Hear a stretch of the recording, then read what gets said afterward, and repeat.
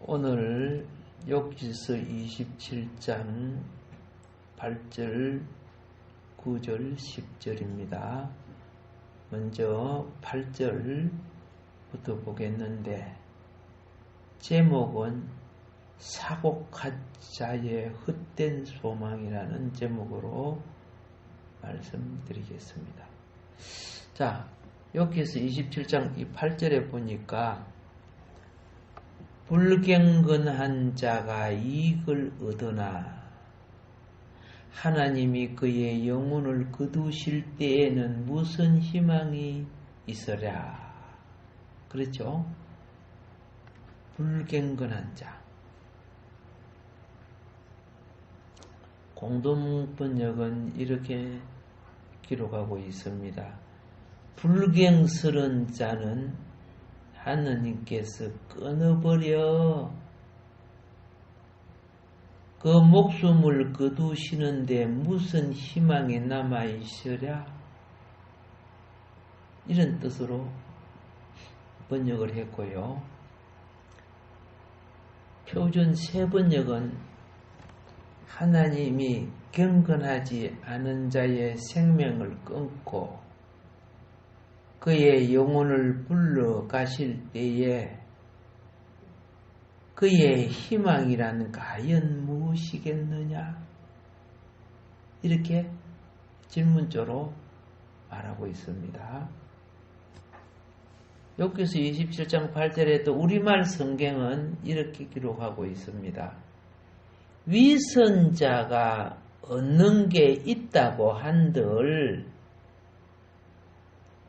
하나님께서 그 영혼을 가져가시는데 무슨 소망이 있겠는가? 이런 뜻으로 번역했어요. 바른 성경은 이 바른 성경은 2014년도에 번역한 아마 가장 우리 이 시대에 가까운 근처에 있는 것이라고 보게 되겠습니다.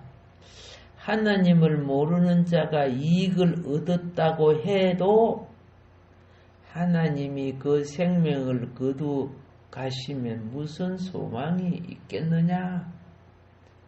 자, 오늘 여러분들은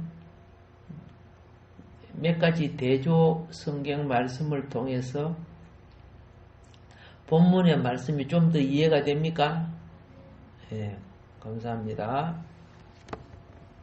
자, 그러면 여기 내용이에요. 사곡한 자, 하나님을 모르는 자, 위선자, 경건하지 않은 자, 불경스러운 자, 불경건한 자,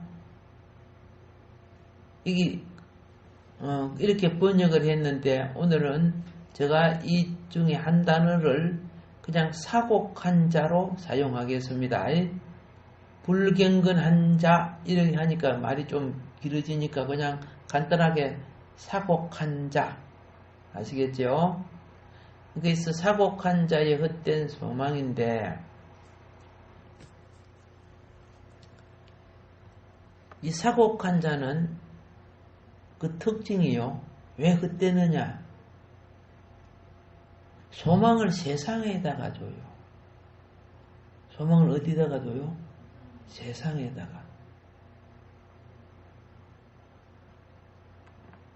근데 사실 알고 보면 세상에 많은 불신자가 거의 세상에다가 소망을 두지, 그죠? 뭐 예수 믿는 사람들도 뭐 세상에 소망 두고 사는 사람들이 얼마나 많은지. 하나님 나라는 죽어봐야 알고 막 그러더라고요. 참네, 한장하네. 영혼에 구원에 싹이 없는 자가 천국에 가면 싹이 틀 줄 알아요? 제발 성령으로 거듭나라 하세요. 거듭나야 구원이 돼요. 교회 왔다 갔다 하면 되는 것이 아니고 교회 왔다 갔다 하다가 계속 말씀의 씨를 받으니까 이제 영혼이 싹이 트고 믿어지죠. 그러니까 와서 졸더라도 계속 데려다 놔야 돼요. 그러죠? 그러면 어느 날 자기도 모르게 말씀이 깨닫기 시작하는 거야. 제가요, 이 교회 말고 다른 교회, 그죠? 옛날에 있었던 그 교회 담임을 할 때, 한 집사님이 이런 말을 했어요. 내가 이제 이쪽으로 뭐 떠날 때인가 봐. 제가요, 3년 동안 교회 왔는데 무슨 말인지 몰랐어요. 몇 년 동안? 3년 동안 교회는 다녔는데 무슨 말인지 모르겠었어요. 근데 3년이 지나가고 난 뒤에 딱!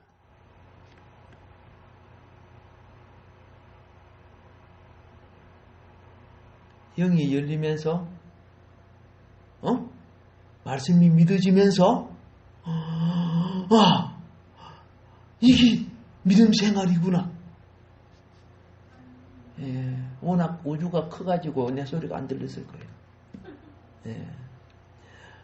자, 그 이야기를 딱 하는데 내가 처음에는 그 말을 듣고 막 속에 너무 절망을 했어요.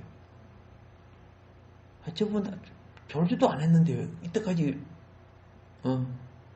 이게 자기가 영을 맛보고 나니까, 말씀의 영을 딱 맛보고 나니까 그제서 말씀이 생명이라는 걸 그때서 알았다는 뜻이죠. 성경도 열심히 공부하고 했던 사람이야. 근데 영이 안 열렸다는 거죠. 저번에 이야기했죠.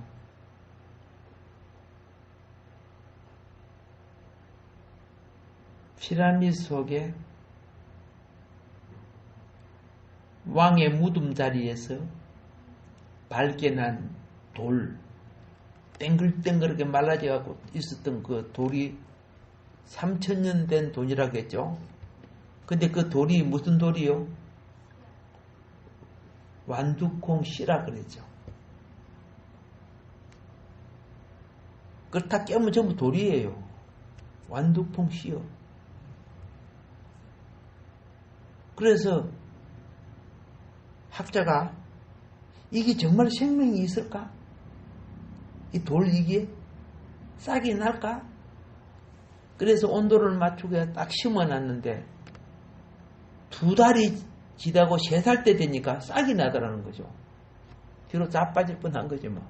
세상에 3000년 지나가도 그 속에 무엇이 있었다? 생명이 있었다는 거예요. 기가 찰 노릇이지, 그죠? 여러분, 그게 돌멩이가 되든 흙이 되든지 간에 생명이 있으면 부활해. 부활한다니까. 예.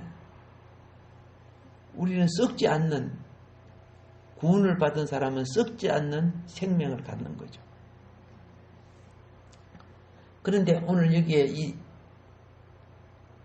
하나님을 모르는 자, 위선자, 경건하지 않는 자, 불경스러운 자, 불경건한 자, 사곡한 자, 이 6가지를 제가 말씀드렸는데 번역을 전부 그래 해가지고, 그래서 가장 부르기 쉬운 2자, 사곡한 자, 이 용어로 사용하겠습니다. 그래서 이 사곡한 자는 소망을 어디에 둔다? 세상에도요. 세상에도. 그러니까 세상에 모든 불신자의 태반이 요 사곡한 자가 갖는 사고방식을 가지고 있고, 하나님을 믿으면서도 그런 사고방식을 벗어나지 못한 자들도 많다는 겁니다. 그래서 이 사곡한 자들은요, 세상을 향한 소망이기 때문에 그게 일시적인 거예요. 응? 그럼 세상을 향한 소망이 뭐예요? 세속 즐기고 싶은 거야. 세속을 즐기고 싶은 거. 세속을 즐기면서 뭐합니까? 야, 이거 하나님이 없으시면 좋겠다. 왜? 그래, 나를 심판 안 하지. 그래서 종교를 부인하려고 하고 그러는 거예요. 그 사람들이, 종교를 부인하는 사람이 없다고 부인하는 사람들이 왕창 죄인들이라 알고 보면요. 자기 죄를 인정 안 하려고 하는 거죠.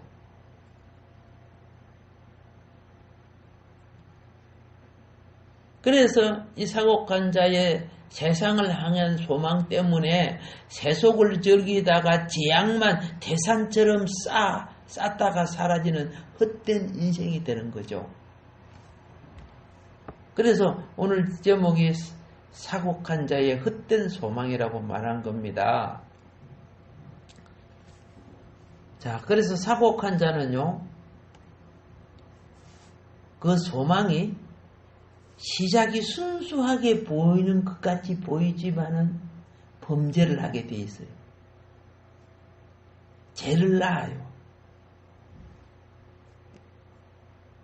그들의 어떠한 소망이 실현성이 있을지라도 사람들이 볼 때 성공하는 것 같지만은 수많은 자의 영혼을 미혹하게 만들어요. 그래서 명예 있고 근세 있고 출세 있고 학력이 있고 배경이 있는 사람들이 신이 없어. 그런 거 믿으면 안 돼. 그러면 그죠? 그 밑에 그죠? 대가리가 깨져도 따라다니는 사람들은 어떻게 해요? 그 말을 그대로 믿고 함께 소경이 소경을 인도하면 어디 간다? 멸망의 구덩이에 같이 빠지죠. 분별 없으니까. 그래 이 사곡한 자들은 그죠? 근세와 명예와 이런 걸 많이 가질수록 많은 영혼을 음부의 구덩이로 끌어가는 역할을 해요.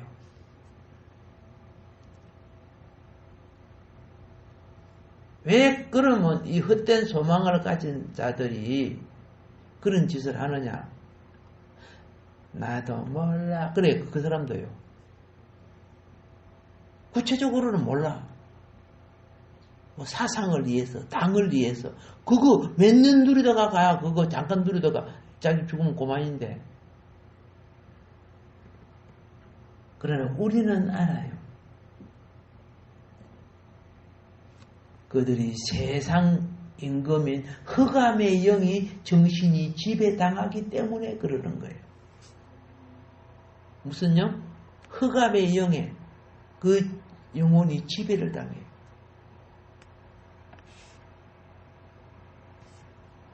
그러면 흑암의 영에 지배당하는 이 사람들은 1차적으로 마귀가 주는 3대 우상을 섬겨요. 마귀가 주는 3대 우상.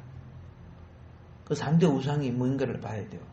첫째가 세상에서 우리 인생의 가장 기본적인 삶의 우선순위가 물질 우상이에요. 무슨 우상? 물질 우상.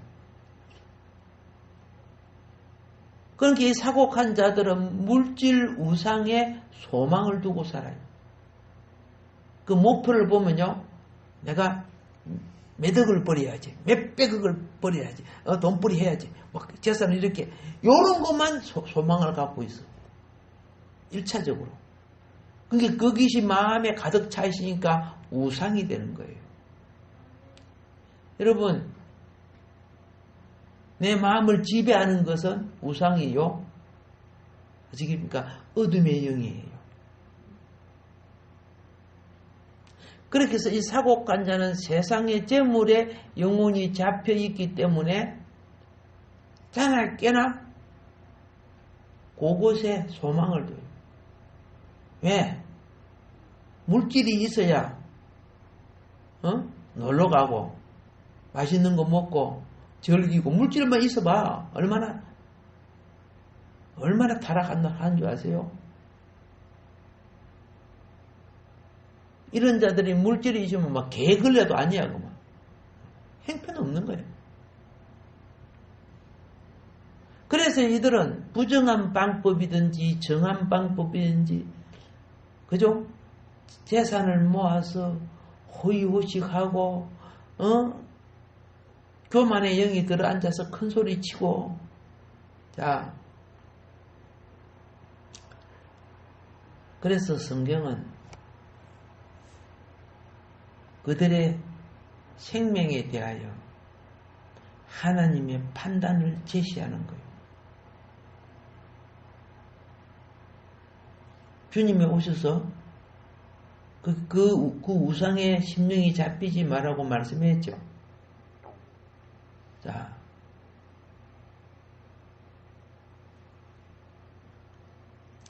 부자라고 할지라도 이 땅에 호의호식하고 호강하며 살았다 할지라도 많은 사람의 부러움을 한 몸에 받으며 살았다고 할지라도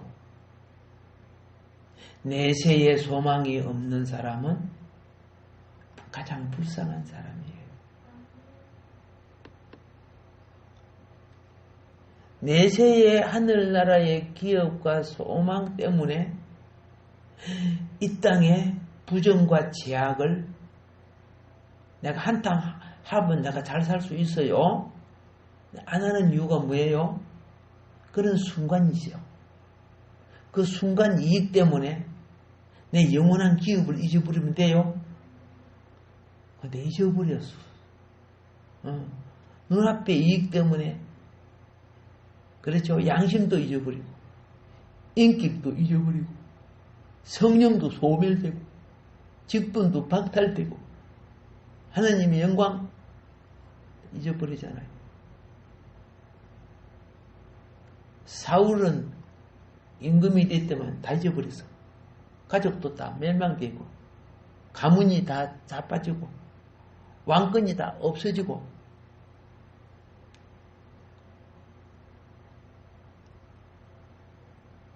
사울은 회개하지 않아서 잊어버렸어요. 그런데 다윗도 죄 지었어, 안 지었어? 그죠? 살인죄 짓고 간음죄 짓고 막 지었죠? 근데 다윗은 회개가 하나님 앞에 연락됨으로 왕권이 보존되고 그리스도가 인정하는 다윗의 후손의 통로가 열리고 그렇게 되는 거죠. 여러분 나도 그래요. 연락되는 회개가 돼야 돼요. 근데 거기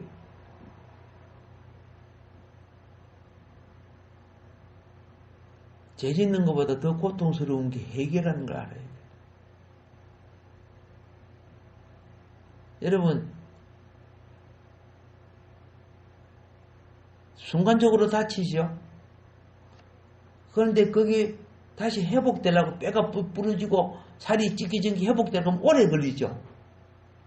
회개도 그렇다는 걸 알아야 돼요. 완전한 회개는 완전히 회복되어서 회개에 합당한 열매가 되는 것은 시간이 걸려요. 심령으로 도개하는 것은 금방 할 수 있는 일이지만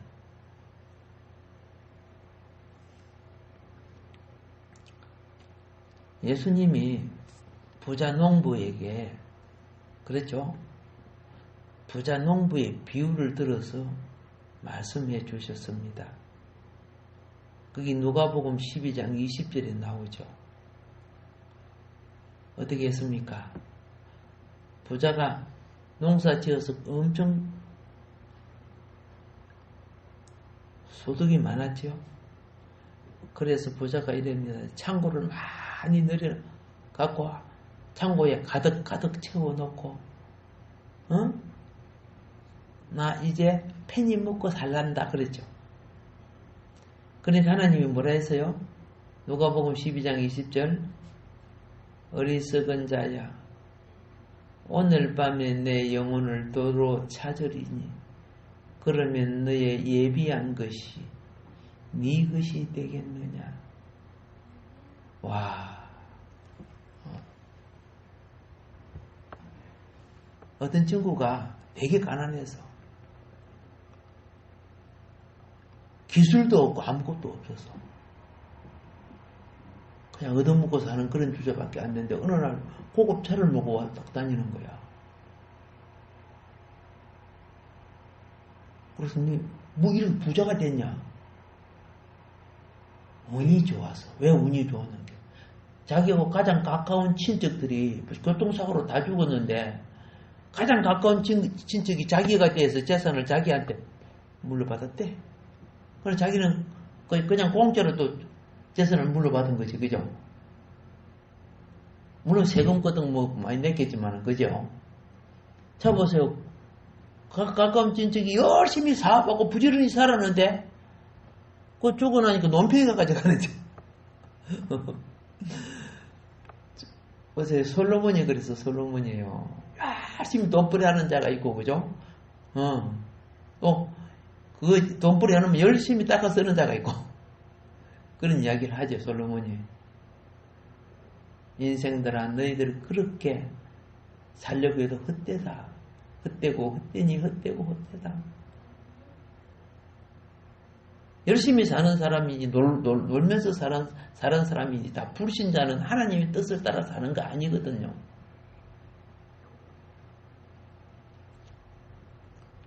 물질은 인생에 있어서 필요한 도구는 되지만은 진정한 소망은 될 수 없는 겁니다. 그러니까 지나치면 안 돼요. 우리 음식도 지나치게 먹으면 안 되죠. 맛있다고 해가지고, 그죠?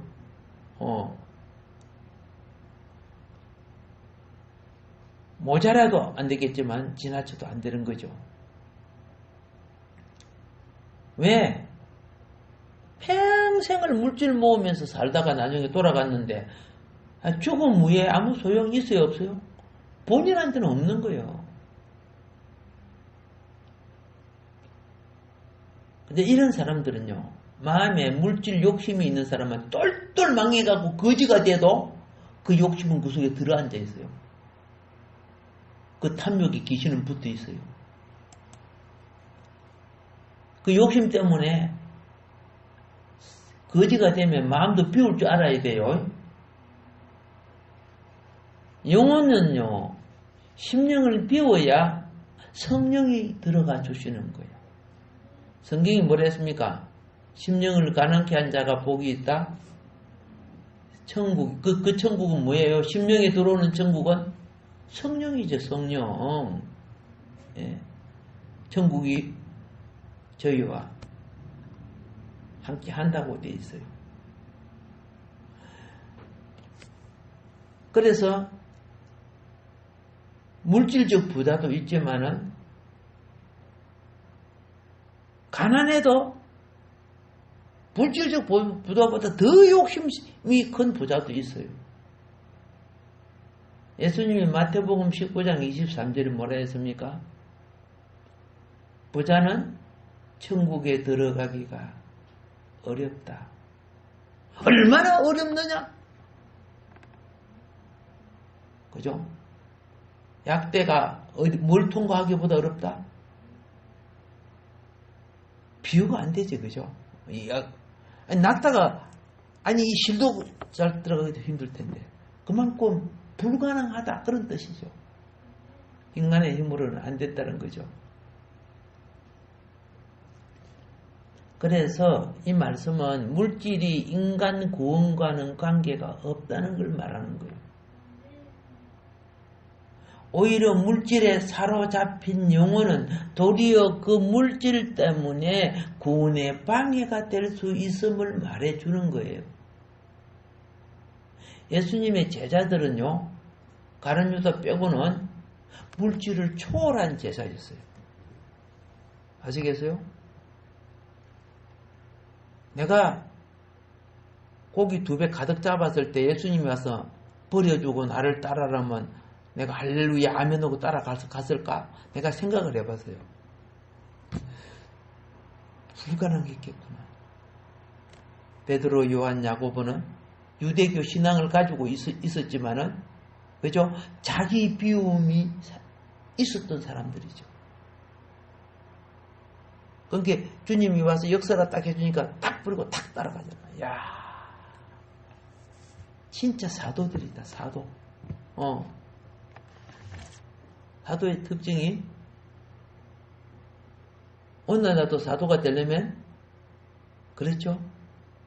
자기 영혼을 처리할 줄 아는 자. 주님의 말씀 앞에서. 물질은 하나님과 비교될 수 없는 거죠. 그런데 하나님하고 비교하려고 그래요. 예수님이 이렇게 말했어요. 물질 신과 하나님을 겸하여 섬길 수 있다, 없다? 없다는 거예요.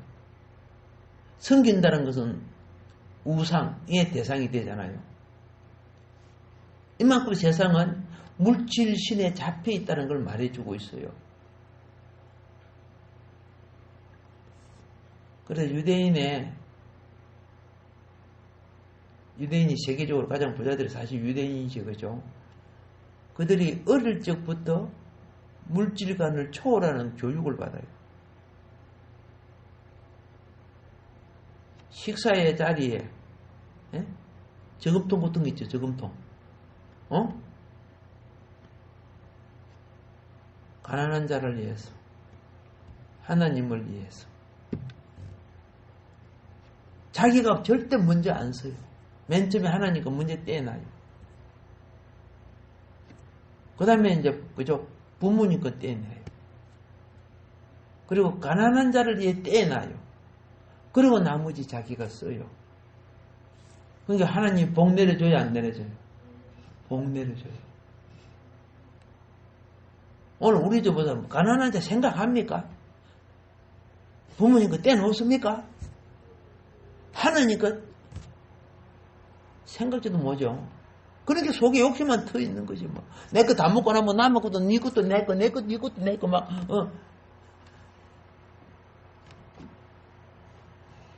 우리는 물 한 방울의 가치를 잘 모르고 살고 있어요. 저희 배가 흑산도에서 조기잡이를 할 때 연평도, 흑산도, 소흑산도 알겠습니까? 그러면 어머니 아버지는 흑산도 가 계세요. 흑산도 가가지고 집을 한 채 빌려요.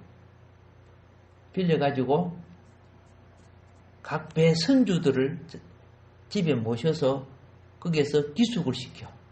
선주들이 들어오면 거기서 잠을 자요. 방들이 쭉 있으니까. 그런데 그 집이 뭐 수도 시설 이런 게 없어요.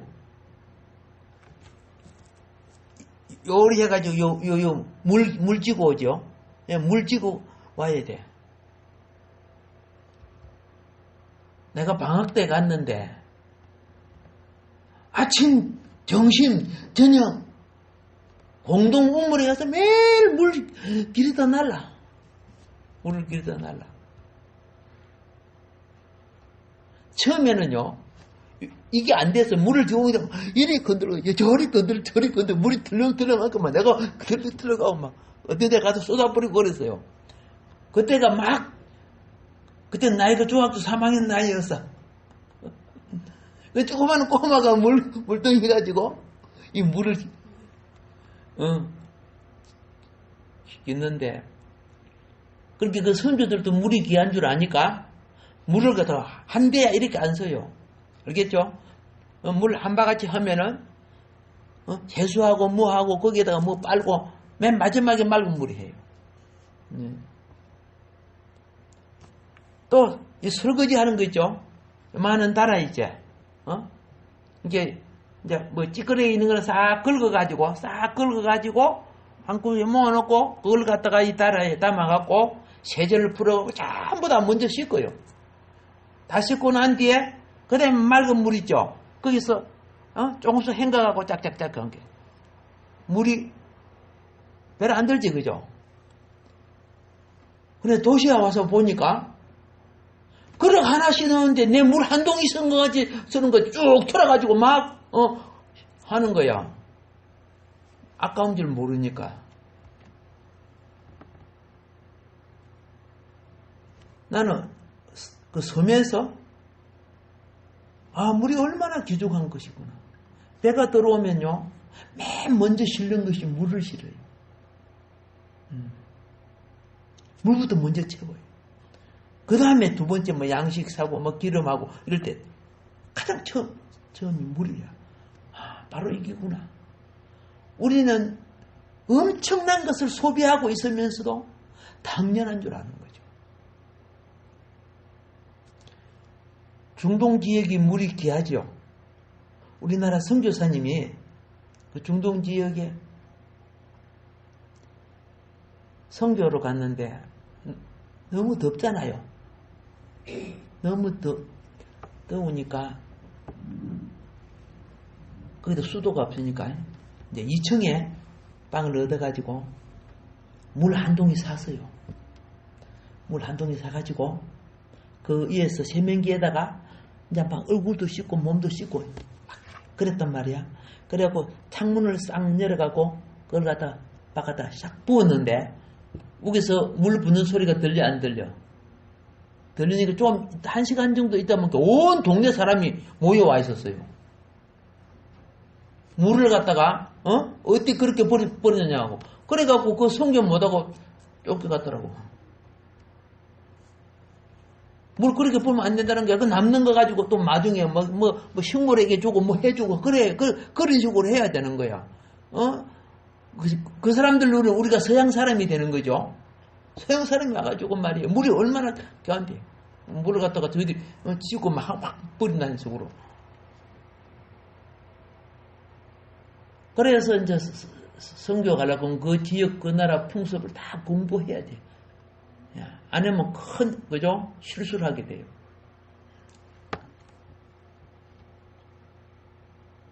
여러분, 작은 것을 아낄 줄 알 때 비울 줄도 아는 거예요. 예. 그런데 이 세상의 영은 마음속에 욕심을 집어넣어갖고 하나님을 못 섬기게 만들어요. 사단은 우리 영혼을, 그렇죠? 아까 그 3대 우상으로, 우상을 심어줘서 영혼을 낚시미끼처럼 낚아챈다 그랬죠. 그 첫째가 뭐요? 돌로 떡이 되게 하게 하는 재물심. 예. 그래서 이 돌로 떡이 되게 하려고 시간과 노동과 정신과 모든 걸 노예가 돼버려. 그래서 부모는 자식 키운다고 맨날 돈벌이 한다고 해서 또 어떻게 해요? 또 막 그렇게 막 돈만 되면 그죠. 온갖 부정을 다 하면서 막 돈. 그게 다 그렇게 많이 할수록 죄는 자꾸 짓고 있어요. 심판대 앞에 서는 죄는 산더미 같이 쌓여지고 있죠. 이 재물을 어느 정도 채우면 두 번째 무슨 신이 들어오느냐, 우상이 들어오느냐 하면요. 내가 이것을 먹는 날에 눈이 밝아져 하나님같이 되고. 그렇지? 예. 재물신은 욕망을 나타내지만요. 요 눈이 밝아지게 되면 사람이 맹예심이 들어와요. 무엇이 들어와? 맹예심. 그래서 허황된 명예를 다 갖고 싶어요. 칭찬받고 싶고 인정받고 싶고. 여러분 속에 그거 있어 없어요? 다 있어. 명예심이 있어요. 그런데 여러분 잘못했다고 몇 마디 하면 기분이 팍 나빠지죠?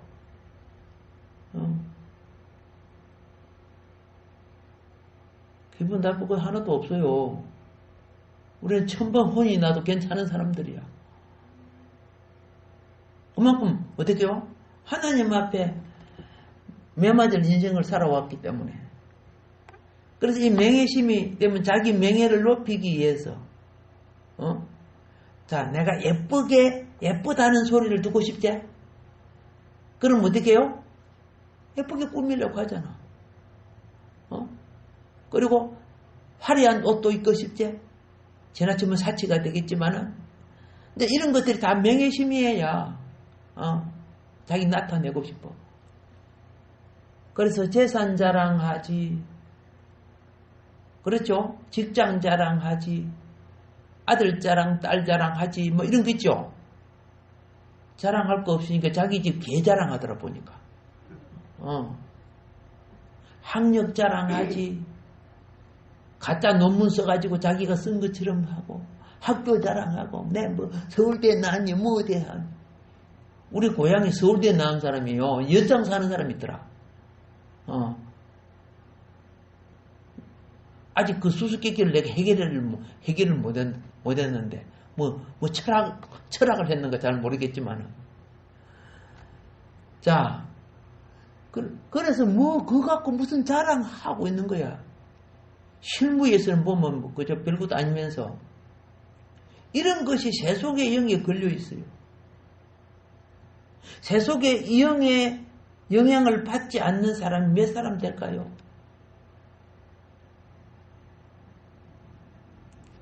이 명예 때문에 신앙생활도 그래요. 자기 체면을 세우려고, 뭐 교회 배경이고 뭐이고 그걸 갖고 자기의 명예를 얻으려고.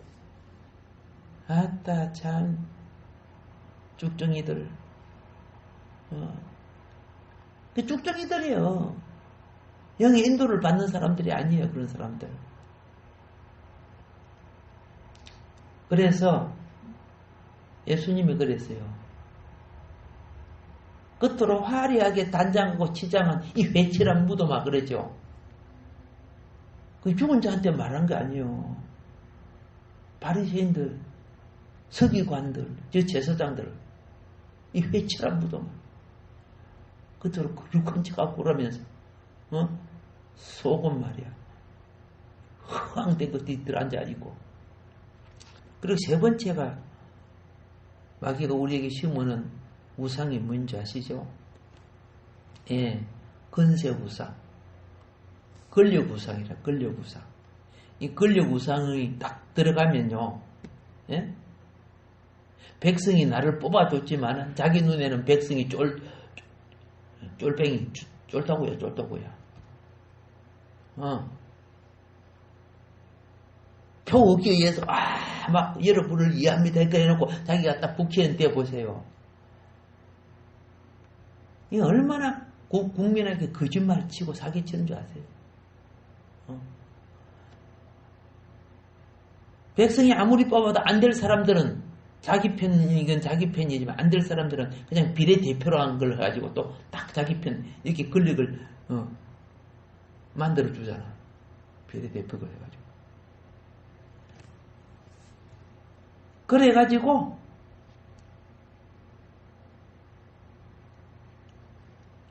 자기 종, 자기 일꾼, 자기 부하, 자기 편 이런 세력을 만들어 자기가 권력의 우상의 자리에 앉아 있어요. 이건 정치, 사회, 경제 모든 속에 다 있어요. 이 거짓 근세라고 하는 거죠. 이 거짓 근세는요, 근세를 갖기 위해서 월권, 불법, 살인, 중상모략, 전쟁까지도 하면서라도 그 권력을 차지하려고 해요. 권력을 차지해야 하면 다 갖는 거니까. 이제 여러분 알았죠? 마귀의 삼위일체 우상이 뭐인 거 알죠? 물욕우상, 명예우상, 근세우상. 예.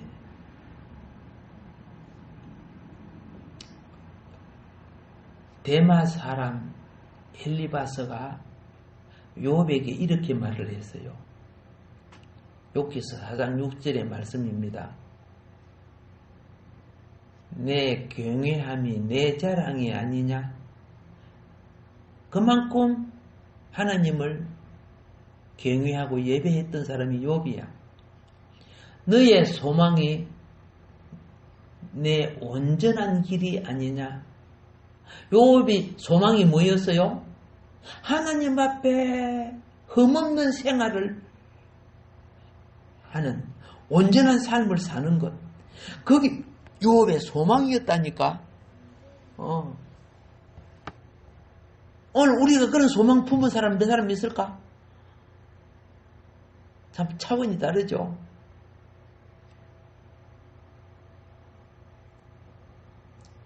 공동번역은 이렇게 말합니다. 여기서 4장 6절 말씀을 말하는 겁니다. 자신만만하던 자네 그 경건이 어떻게 되었는고, 자네의 희망이던 그 흠없는 생활은 어떻게 되었는고, 왜 이렇게 쫄딱망해? 왜 이렇게 병들었어? 왜 이렇게 집구석이 다 자식들이 다 죽고 이런 재앙을 당했어? 당신이 경건은 어디 가고, 당신의 흠없는 생활은 어떻게 되었어? 이런 식의 질문이에요. 지금 욥을 비꼬는 질문입니다. 이게 표준 세번역은 하나님을 경외하는 것이 내 믿음이고 온전한 길을 걷는 것이 내 희망이 아니냐?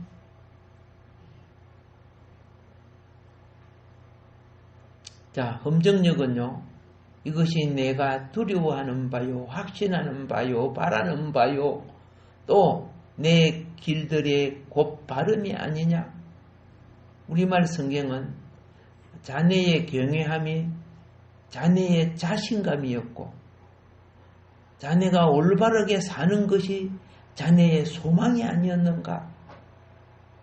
바른 성경은 내가 하나님을 경외함이 너의 신념이 아니냐? 너의 소망은 너의 행위의 순전함이 아니냐? 자, 그런데 그렇게 하나님 예배 잘하고 그렇게 너는 바르게 산다는데 이렇게 쫄딱 망해버렸냐? 이렇게 비꼬는 거예요. 예. 자, 욥의 친구들은 욥 너가 하나님을 경외하지 않은 거야. 네가 하나님 앞에 순전하게 산다고 소망한 거 거짓이야. 이런 식으로 지금 비꼬는 소리입니다. 이때 욥이 어떻게 반응을 했느냐? 그때 그 말을 놓고 오늘 9절에 반응을 하기 시작해요. 욥이 이제 그들에게 대해서 말할 때는 나는 그런 썩은 기초 위에 집을 지을 정도로 어리석게 된 일은 결코 없을 것이다. 사곡한 자가 무슨 소망이 있겠는가? 행식만 꾸미는 사곡한 자는 그가 얻는 모든 것과 그의 모든 소망에도 불구하고 임종시에는 죽을 때가 말이야. 임종시에는 비참한 처우를 맞을 것이다. 자, 여기서 27장 9절을 봅시다. 환난이 그에게 닥칠 때에 하나님이 어찌 그의 부르짖음을 들으시야. 이 사곡한 자들아, 너희가 환난이 닥칠 때 하나님 너의 부르짖음을 듣지 않을 것이다. 자, 공동번역은 이렇게 말합니다. 재앙이 그 위에 사곡한 자들 위에 떨어질 때 하나님께서 그의 부르짖음을 들으시겠는가? 우리말 성경입니다. 그에게 고난이 닥친다고 하나님께서 그 부르짖는 소리를 들으시겠는가? 다른 말로 하나님께서 사곡한 자의 부르짖음에 길을 막고 외면하시겠다는 뜻이에요. 이 친구들이 욥한테 욥기서 4장 6절에 네가 하나님을 예배 잘한다고 그렇게 자랑했고 너가 흠없는 생활을 한다고 이것이 자기 소망이라 했던 너 차 바르게 쫄딱 망해갖고 네가 무슨 하나님을 잘 섬기냐 이런 것에 대하여 욥이 지금 어떻게 해요? 오늘 욥기서 27장 9절에 너희가 사곡한 자들이라는 것을 지적하는 거예요. 자, 환난을 당하여 갈급하게 구하는 그들 기도 응답하지 않을 것이야. 이 사곡한 자들아. 여러분, 응답받지 못하는 기도는 일종의 행불이라고 합니다. 응답받지 못하는 기도가 뭐예요? 행불이 될 수 있어요.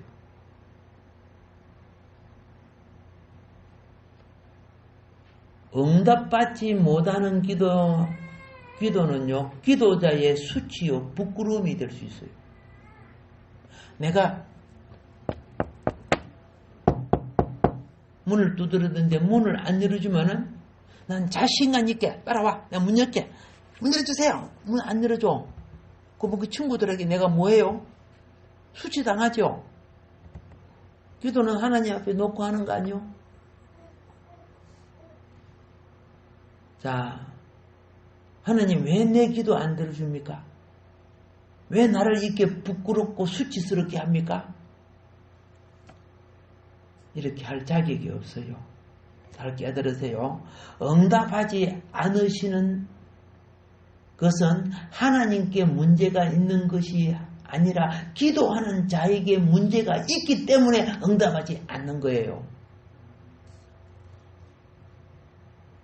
그래서 우리가 간구하는 이 기도가 하나님께 상달되지 않을 때는 우리 자신의 모습을 되돌아볼 수 있어야 되는 거라고 말입니다. 다시 말합니다. 하나님께서는 사곡한 자의 부르짖음에 길을 열어주신다. 길을 막고 외면하신다. 길을 막고 외면해요. 이 사곡한 자는 다른 사람을 얼마나 환난과 고난과 어려움으로 힘들게 했던 자들이야. 그런데 자기가 고난이 오면은 그냥 막 부해 또. 하나님 기도 안 들으십시오.